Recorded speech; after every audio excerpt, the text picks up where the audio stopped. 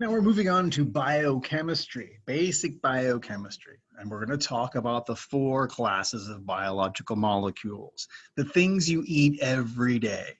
Now, most of you probably already know this, except for one. Most of you probably already know these four classes. What are they? Well, we have our carbohydrates, our sugars. We have our lipids, and we have our proteins. The one people always forget about is the nucleic acids. Okay, so carbs, lipids, proteins, nucleic acids. These are the four big groups of biological molecules. Okay, you eat these every day. Yes, nucleic acids, there's DNA in your food. Call Dr. Oz. So we're going to talk about three of these classes can form polymers. Actually, two of the classes are polymers by definition. What is a polymer? Well, think about it. Poly means many. Like polyamorous means I have many lovers, right? So polymer means I have a large molecule composed of repeating structural units called monomers. A polymer is made of monomers. And that's the noun. The verb polymerization means I'm making a polymer. I'm forming one. So here in the cartoon, I have a bunch of little circles. Those are my monomers. I'm going to stick them together to make a polymer. I'm going to polymerize them. And we'll talk later about polymerase chain reaction, okay? PCR. Okay, so that's actually one of the tests for COVID. Okay, so I can take ethylene monomers and polymerize them into polyethylene. I can take vinyl chloride and polymerize it to polyvinyl chloride, or PVC, that white piping you see in construction sites. Okay, so polymer is just a bunch of monomers stuck together to make a polymer. Okay, so let's look at our organic compounds in biology. Which ones form polymers? Carbohydrates can definitely form polymers, right? I can have individual sugars called monosaccharides, or I can have a bunch of sugars stuck together to make a polysaccharide. Okay, so think about like starch. That's a polysaccharide, a bunch of glucose molecules stuck together. The lipids are not polymers, but proteins by definition are polymers made of amino acids. Nucleic acids, that's DNA and RNA, by definition, they're polymers made of nucleotides. And people get those mixed up. Nucleic acids are the polymers, nucleotides are the monomers. Okay, so I'm making nucleic acids, I'm going to stick a bunch of nucleotides together. And you've got to remember this because we're going to make proteins later on in this lecture. We're going to polymerize amino acids into proteins. And it's super important because that's what makes hair protein different from your stomach enzymes, right? Or it makes skin protein different from, I don't know, liver proteins, right? They're different because they're arranged differently. They're polymerized differently. Okay, so let's talk more about carbohydrates. Only made of carbon, hydrogen, and oxygen. Just 3 different atoms make all the different carbohydrates. Individual sugar molecules are called monosaccharides. Glucose is a monosaccharide. Fructose is a monosaccharide. But when I stick glucose and fructose together, I make a disaccharide called sucrose, right? Table sugar, that little sugar you dump in your iced tea, that's a disaccharide. It's a disaccharide made of an individual glucose molecule stuck to a fructose molecule. But if I stick a bunch of sugar molecules together, a whole bunch of them, I'm going to make what's called a polysaccharide. Human starch is polysaccharide, right? Chitin, right? There's glycogen, right? These are all polysaccharides. Okay, lipids. Lipids, again, also only made of just 3 different atoms, carbon, hydrogen, and oxygen. If I add some phosphorus, I make phospholipids, a special kind of lipid. Fats, oils, waxes, sterols, dabs, they're all lipids, okay? And they can be used for all kinds of things. Energy storage, right? Lipids are a great storage form of energy. Structural components, signaling molecules, lipids. Now, phospholipids are a special type of lipid, they've got a phosphorus on it, okay? And they make up the cell membrane that surrounds every single cell, from bacterial cells to human cells, plant cells. They all have a cell membrane that's made out of phospholipids. The cell membrane is also called the phospholipid bilayer. cell membrane, phospholipid bilayer, that surrounds every single cell. Okay? And the thing is, they have a polar side and a nonpolar side. The polar side likes water. It's hydrophilic. And the nonpolar side is hydrophobic. It doesn't like water. So this is a kind of a conflicted molecule. Part of it likes water and part of it doesn't like water. And so when you stick it in water, it tries to hide its hydrophobic sides away from the water. So these phospholipid bilayers is another name for a cell membrane. They form spontaneously without any living thing making them do this, right? Because they want to keep their water-loving sides out and their water-hating sides in, away from the water. What does that look like? Well, on the left here, the top left, we have a phospholipid. And those long CH2 chains, right? Those are the parts that don't like water. That's what we're going to call the hydrophobic tail. And the phospholipid part, right? That's the part that's going to like the water. That's the hydrophilic head. And so if you dump a bunch of these in water, they form structures spontaneously, order out of chaos, because what they want to do is keep their hydrophobic parts away from the water. Okay, so then now on the bottom half of this slide, we see a phospholipid bilayer, the cell membrane, right? And we've got our polar hydrophilic water-loving heads out, and we're hiding our hydrophobic water-hating tails away from the water, right? And so then if you make that into a sphere, you have a cell, right? And we have on the bottom left, we have a phospholipid bilayer, water inside, water outside. But it's sort of like I mean, you know, what about fat and oil? They don't mix, right? You get your vinegar and your olive oil, you shake it up as much as you want. All you're doing is making little tiny droplets of fat. They don't mix. Same thing here, right? We have this fatty parts that hide away from the water. We're going to keep them away from the water and make a phospholipid bilayer. Okay, moving on to protein. Proteins, we said, are by definition are polymers made from amino acids.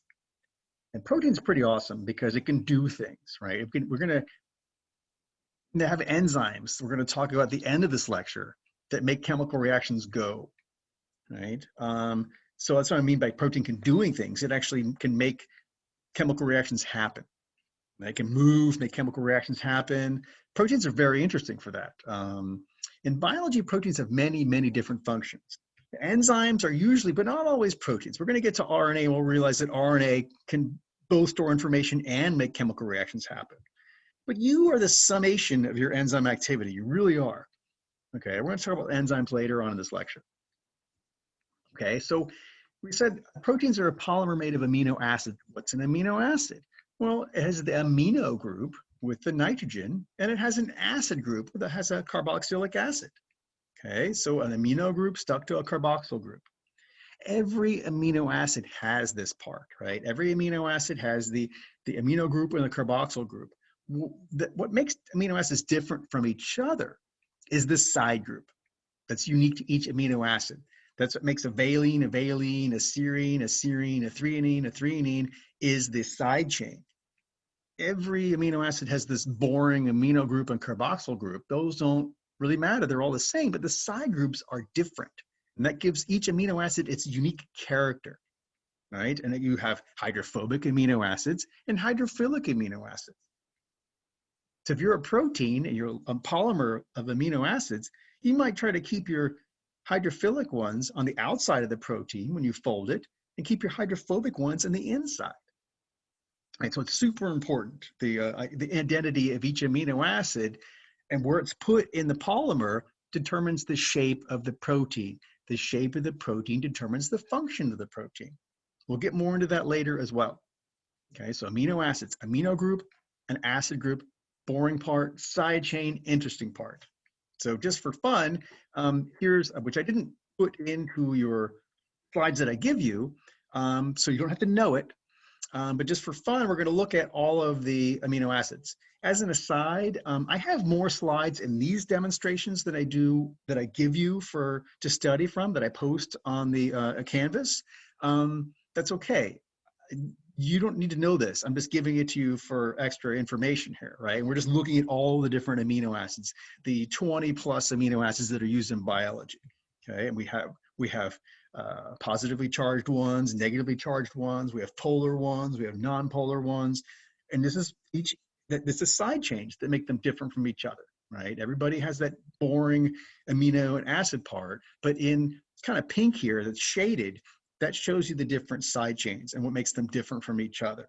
And it's the arrangement of amino acids in a specific order that makes hair protein different from enzymes in your stomach, right? It's the arrangement of the amino acids. And amino acids form peptide bonds. Okay? A peptide bond is just a covalent chemical bond between two amino acid molecules. All right, I'm going to take two amino acids, I'm going to stick them together in a dehydration reaction because I'm going to liberate a water molecule when I do that, and I form what's called a peptide bond. I'm making a dipeptide here. I have two different amino acids, or even two of the same amino acids. I'm going to stick them together. I'm going to release a water molecule. So when you break down proteins, you need to add water, right? So stick them together, release water, break them down, add water. And proteins fold to make shapes. And this is really the name of the game. It's all about shape. Now I have the primary structure, which is just the sequence of amino acids. But once that's synthesized, it starts to fold. It folds into helices and sheets. And then those helices and sheets and loops will form the tertiary structure that kind of gives you the protein shape. And then I can actually stick different proteins together to make the quaternary structure. Okay, nucleic acids now. Again, we said they're polymers, but they're made out of nucleotides. What's a nucleotide? Well, a nucleotide is made from nitrogen-containing base, a sugar, and a phosphate. Three things: nitrogen-containing base, a sugar, and a phosphate. Nucleic acids are polymers made from nucleotides. And we're talking specifically about DNA and RNA. And nucleic acids store, transmit, and express genetic information. Okay, so this is the beating heart of biology right here. Here's my nucleotide. On the top, we have the kind of most abstract and cartoony form here. We just have our phosphate, our sugar, and our base. And at the bottom, we kind of put some atoms in there, right? We explained it a little bit better. But again, it's just a 5-carbon sugar and a phosphate and the base. Okay, just three things make up a nucleotide.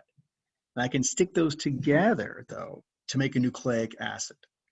Okay, so here we are with our more cartoon. We have the sugar and the phosphate. The sugars in blue, the phosphates in yellow. And again, they're the same, right?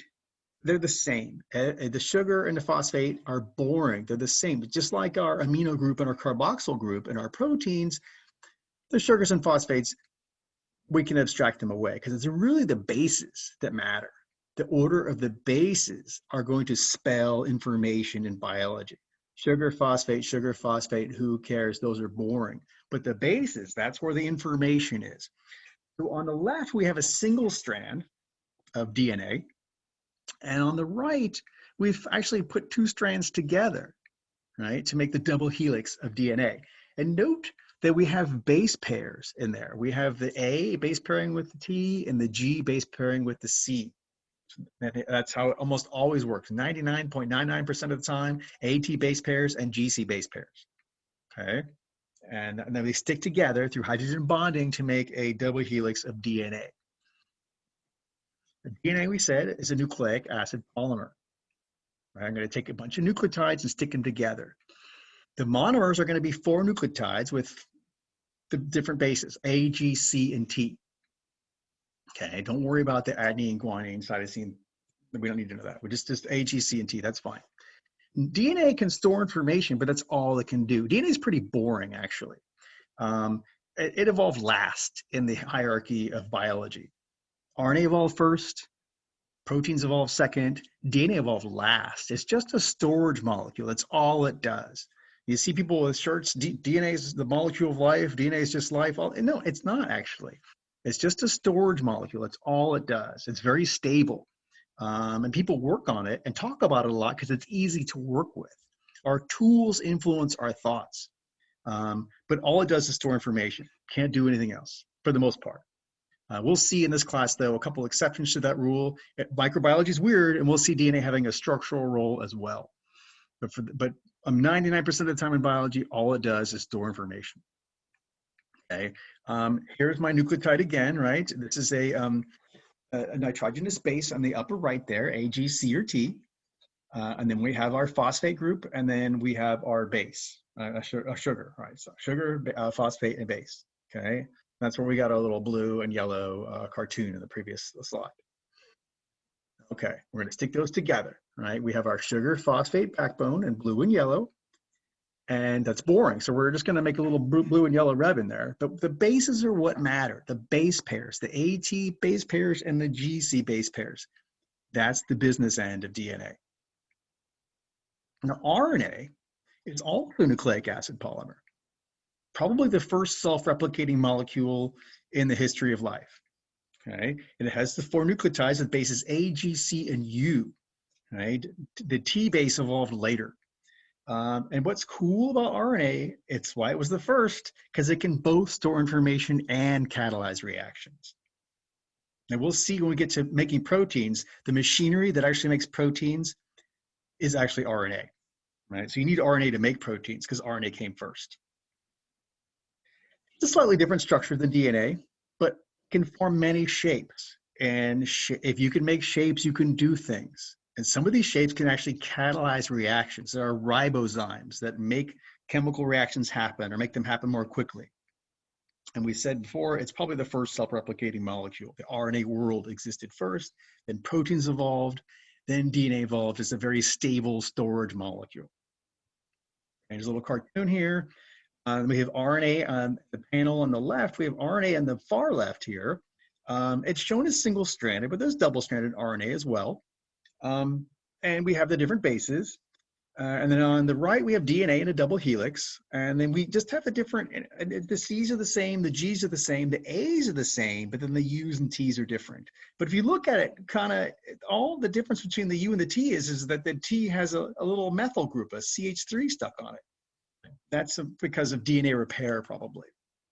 And we look at the sugars. In DNA, we have deoxyribose, and in RNA, we just have ribose, right? The OH group is pulled off, and that's what makes DNA so stable. It doesn't have that OH group there.